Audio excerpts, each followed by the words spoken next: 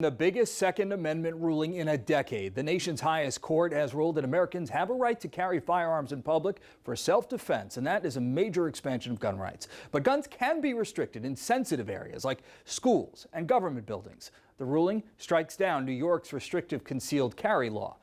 Governor Kathy Hochul thinks it'll make streets more dangerous. This decision isn't just reckless, it's reprehensible. It's not what New Yorkers want. I think it's a big win, obviously. I look forward to reading the whole thing. Heller says that the right of self-defense is the core of the Second Amendment right, and that's what this case in New York is about.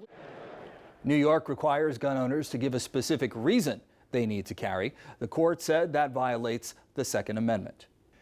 Oh, this ruling could have a big impact here in our state. News 12 Connecticut's John Craven in our newsroom right now. John, what does this mean for our gun laws? Well, Eric, for now, nothing. The state attorney general believes Connecticut's permit law is safe. But longer term, this ruling could mean more guns in public.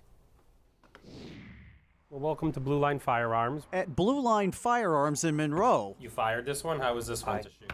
you can buy a handgun, A lot of concealed, smaller firearms for concealed carry. but if you want to carry it in public, you'll need a permit. Today, the Supreme Court made it a lot easier to get one. We cannot allow New York to become the wild, wild west. But what about here? Connecticut is a may-issue state, meaning authorities can decide if you're suitable to carry a firearm. But legal experts think our permit law is safe because today's ruling notes Connecticut rarely rejects people. The message it sends to Connecticut is if you keep doing what you've been doing, your law is going to be likely survive any legal challenge. But the state's largest gun rights group says Connecticut law is vulnerable.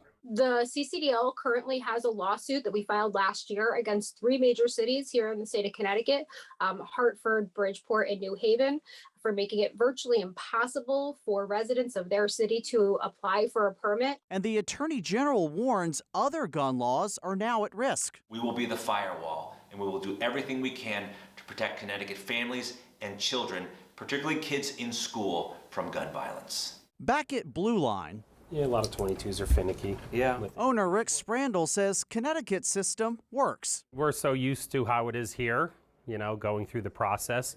It's a big responsibility, and we like responsible gun owners. All right, now again, this ruling says that guns can be restricted in sensitive places like schools. But what about everywhere else? Expect a flood of lawsuits as courts figure that out. In the newsroom, John Craven, News 12, Connecticut.